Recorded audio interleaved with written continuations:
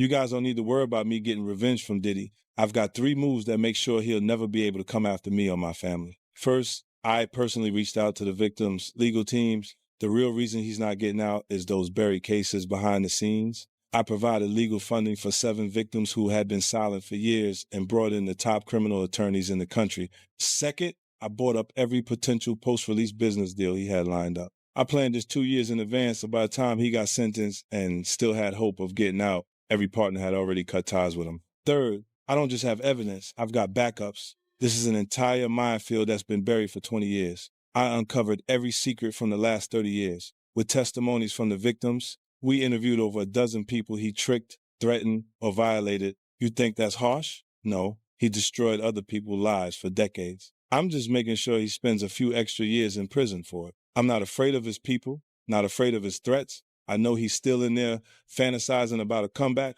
but the truth is, he's never coming back. What we're in right now, it's really hard for y'all to discern what's real and what's true, you know? And I've been seeing y'all memes and stuff. People be making memes. I see the memes. I see them now. Some of that stuff is funny. Some of it's funny. But I haven't addressed any of this publicly, but I just want to say this very clearly. I don't have to do with Puffy, so y'all can stop all them memes.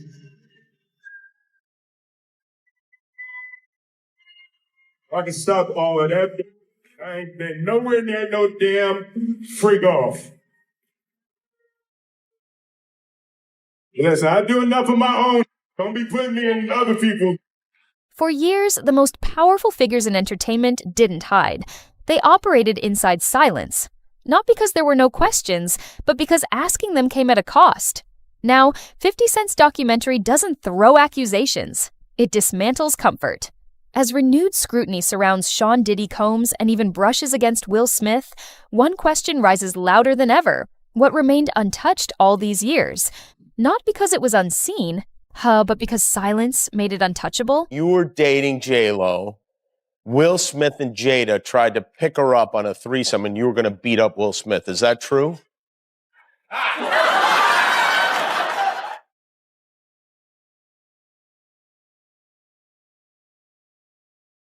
You really heard that? Nah. What? Yeah, I watched it on the internet. You're telling me I can't believe everything I read? What? I don't know what you're talking about. What?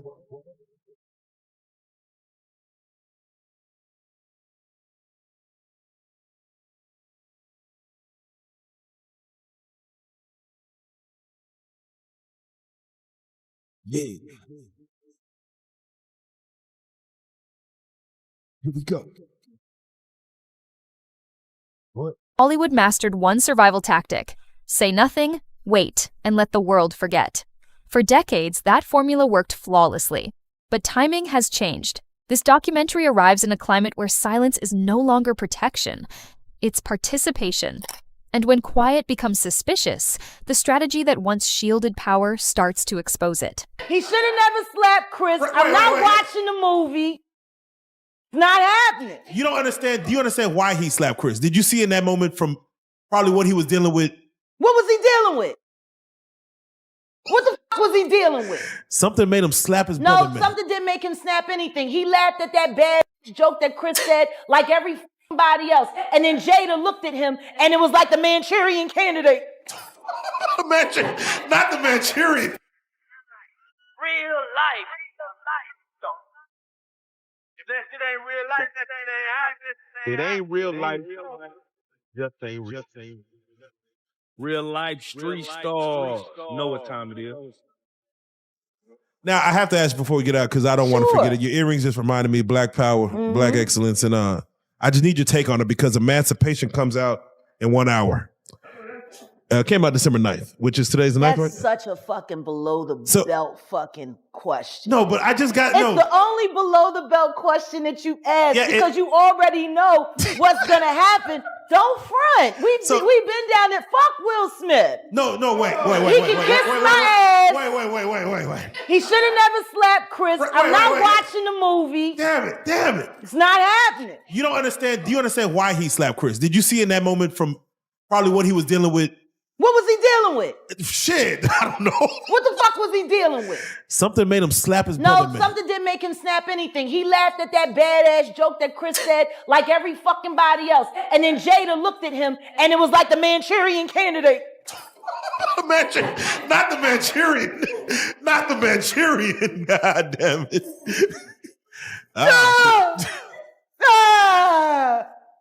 That's what the fuck happened. I thought there's a legion of women who said, I'm glad for Will fighting for his woman. Yeah, because they still want to believe that that sham of a fucking marriage is real. Oh. Well, there you go. He ain't never going to be Tupac, and she proved it when she fucked August Alsina. Ooh, man. Yeah. They're both bisexual. They do weird things in their house, and young men have left their house fucking screaming to get away from them in their mentorship. Meek Mills. Bashir Gray. It reframes silence itself as a signal.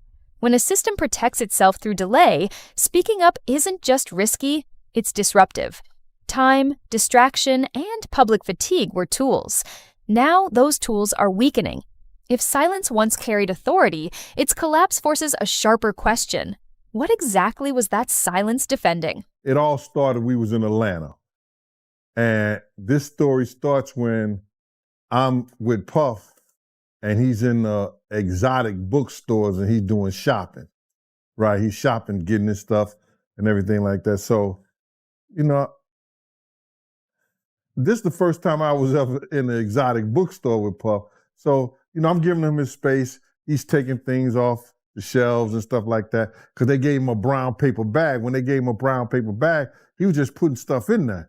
So I said, damn, you know, he got to go put it on the counter and, you know, show everybody what he's getting. So as he's going, I'm just looking at the places where he's picking stuff from.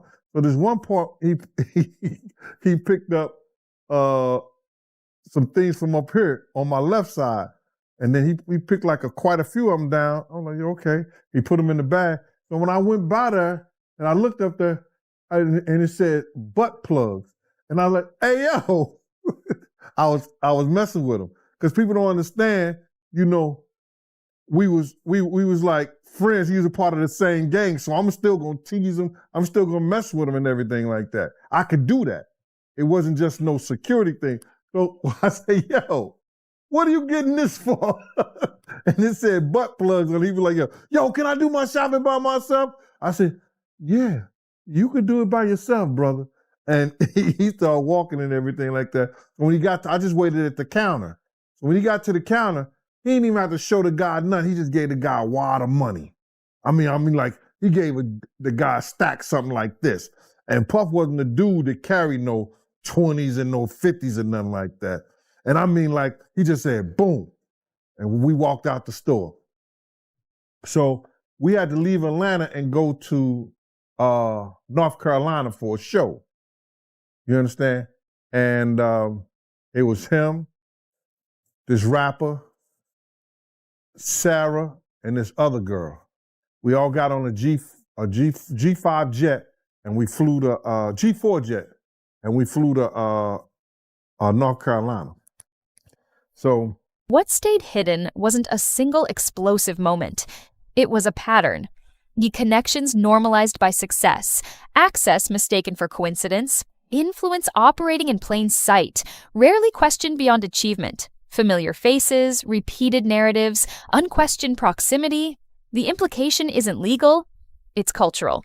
How much goes unexamined simply because it feels familiar? When they were in the room and they would go in the room with another couple, right? And I've seen some things happen in the jacuzzi. Like when I'm the only one could go to the room 9 times out of 10. When Puff was the one who, you know, was in the presidential suite, I'm the only one allowed. I gotta watch the door. No one can get into that door. I'm the only one that had the pass key or whatever. You know what I'm saying? And then sometimes you would hear a boom, boom, boom, boom, a thump or whatever the situation is and stuff like that. Yo, what's up? Everything good? And sometimes they would open the door. I'm right there by the door. Sometimes you see things you don't want to see. Hey, did they ever try to get you involved? Or Not at all. Offer you? Not at all. Puff did it one time, but that's in my book. When he was coming from Dallas, he had the snow bunnies. And I reneged on that. Nah, I'm good. Hey, did you see any celebrities Puffy did any of that stuff with, the swinger stuff with? Yeah, I did. Tell me about that.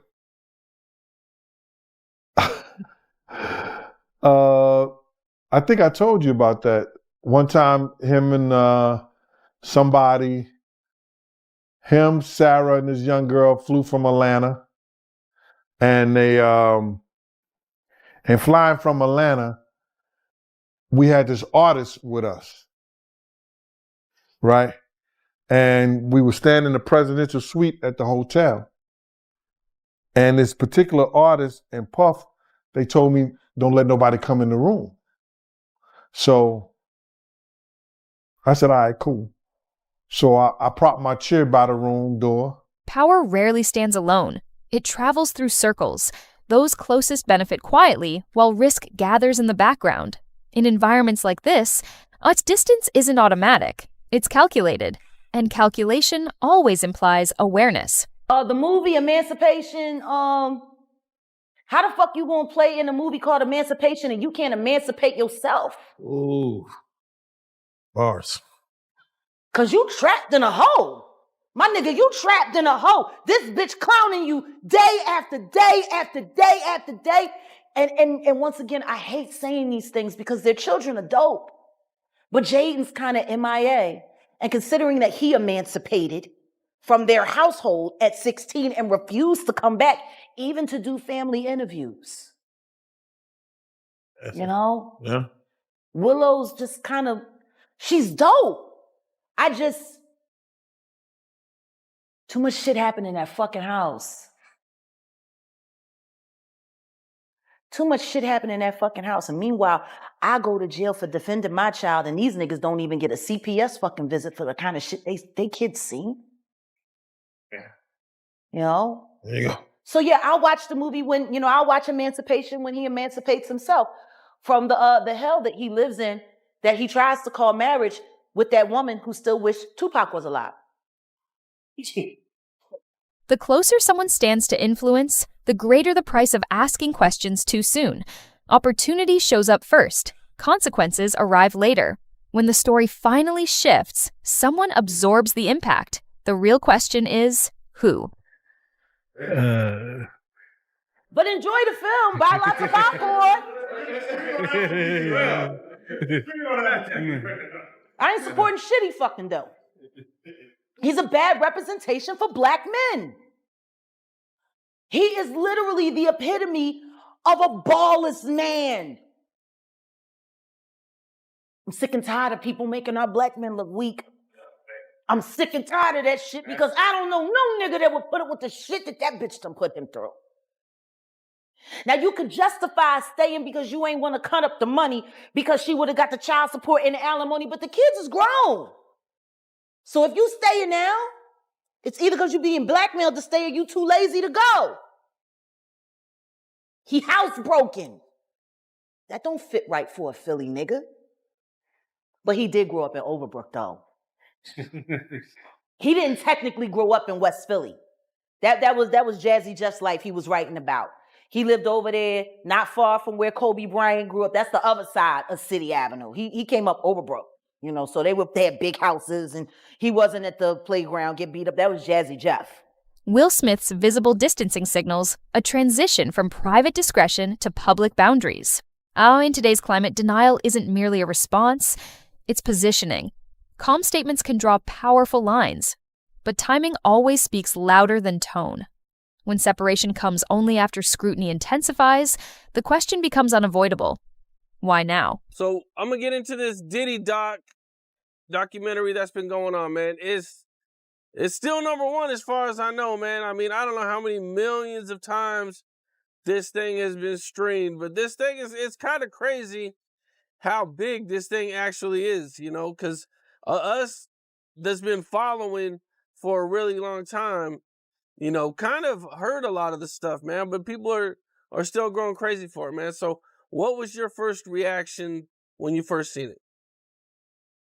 When I first seen it, I said, damn, they stole my whole damn idea.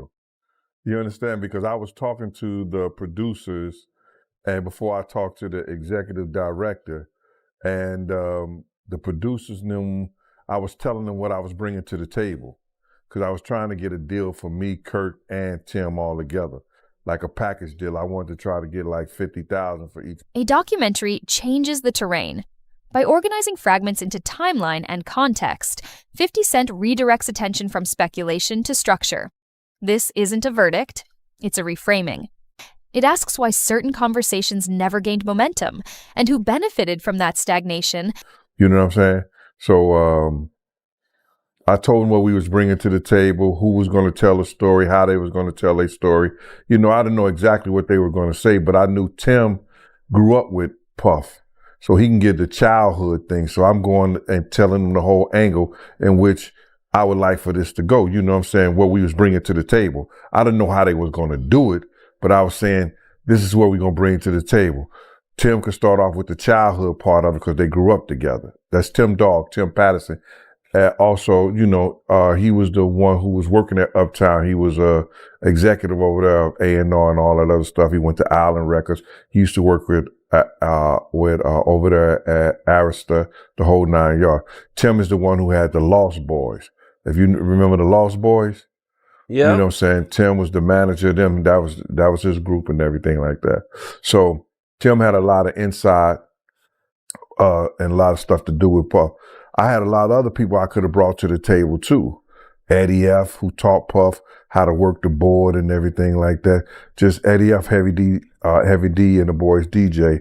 I was going to try to get Eddie and some other people like that.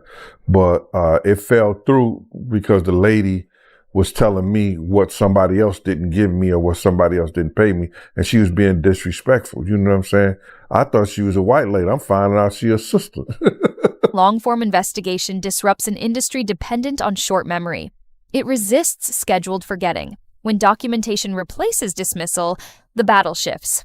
It's no longer about isolated facts. It's about which narrative becomes permanent. You know, Diddy has a long list of victims.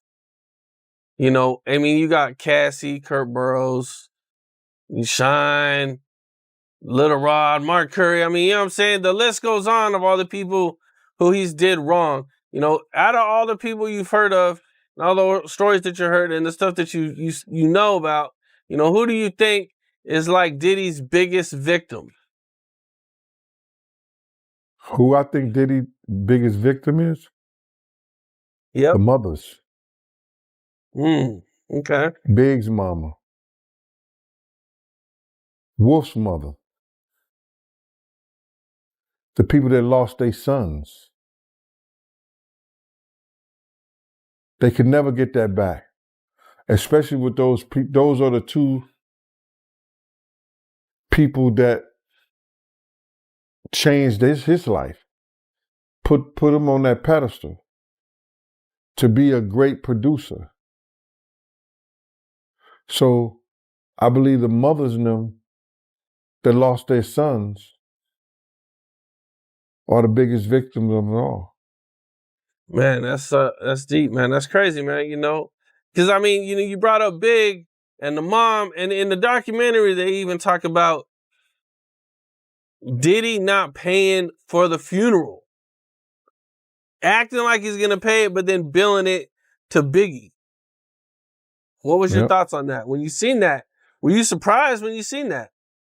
No, I wasn't surprised, you know, because they said that when Big died, he built the estate. He took it out of Big's his budget. You understand what I'm saying? So yeah. I wonder who got the life insurance policy. It was crazy. What's up? This is Cam Capone. We got more content like this coming soon, so hit that like button, subscribe, and stay locked in to Cam Capone News. Scrutiny reveals imbalance. Some figures face immediate fallout. Others remain buffered by legacy, alliances, and brand value. The renewed focus around Diddy and the indirect attention touching Will Smith highlights something structural. Protection isn't random, it's patterned. And if accountability activates only under pressure, can it ever claim fairness? She said that. Well, what I said is that isn't it weird that the government was so interested in Diddy's baby oil that they took 1,000 bottles away from his house?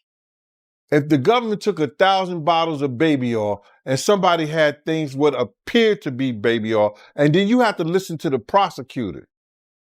He said that they seized 1,000 bottles what allegedly to be baby oil. Allegedly to be baby oil. So that's telling people that it wasn't baby oil. And people think that that was baby oil, they out their mind. I don't believe it was baby oil. Yo, bro, when they went up in there, they knew what they was gonna find. They knew what was ever in that baby oil or that those bottles that appeared to be baby oil, they knew about that at first. You gotta realize 9 times out of 10, that individual that got caught at the airport, that was supposed to be their carrier, told them what they was doing and what they had. I wouldn't put him past that he told them everything. So when they went up in there, they knew they had to take whatever was out there, and that thing that appeared to be baby oil, they took that. They got to test every last one of them. Let's see let's see how many of those come back to be baby oil. Bro, listen to me. Costco don't sell that much baby oil. Where you know sell that much baby oil? Yeah, I don't know any store that sell that much baby oil. I know Costco, they came out and said that they don't even sell baby oil. My sentiments exactly. But you personally, right, what do you believe was in the baby oil? If you ever seen a massage parlor being raided and they walking out the people, do they take the massage oil with them when they go? No, they just walk out the people who are. Silence is rarely accidental. It's incentivized. Careers depend on access. Access depends on alignment. Alignment discourages disruption. In that system, silence becomes currency traded for stability and preserved through fear. When speaking risks survival, quiet becomes strategic. Transparency then becomes conditional. So let's get right into it. Diddy, he got indicted. You called it, man. A few weeks ago, you was on the platform and you said that he was going to get arrested in September. Yeah, man. Anybody who in law enforcement or people know the law, when Homeland Security ran up into his house, people will tell you, or people knew that it was just a matter of time that they was going to indict him and bring him in to see the judge, bro. It was just a matter of time. I just figured out with the grand jury and their different sessions and stuff like that, and then what one of the witnesses told me, I just figured it out that it was going to be around September that they were going to bring him in, bro. People might not understand. It's difficult when you see a brother that has so much promise become an icon as far as in the music business and stuff that he did, to turn around and just tear his whole life down. But it's all because of his mentors and the people that trained him and taught him the music business. You know, it's all about the people who trained and taught him the music business, because Puff wasn't, he wasn't born a monster. You know what I'm saying? He was made into a monster, brother. Do you understand what I'm saying? He was made into a monster from the stuff that happened to him, the things that he had to do. You understand? The things that he had to do to become who he is. You know what I'm saying? You know, it's like this, brother. You never like something so much that you can't do without, and you never be willing to do anything to get where you want to be at. You got to have principles. You got to have morals. You got to keep with that stuff. And in that music business, a lot of that stuff get thrown out the window. You understand? And that's what happened to him. He started doing the things to other people that was done to him. To keep it frank, he was doing the things to other people that was done to him. And it is what it is. You got to know better. And if you know better, you will do better. When he was in New York City, he was like that gecko from the Geico commercial.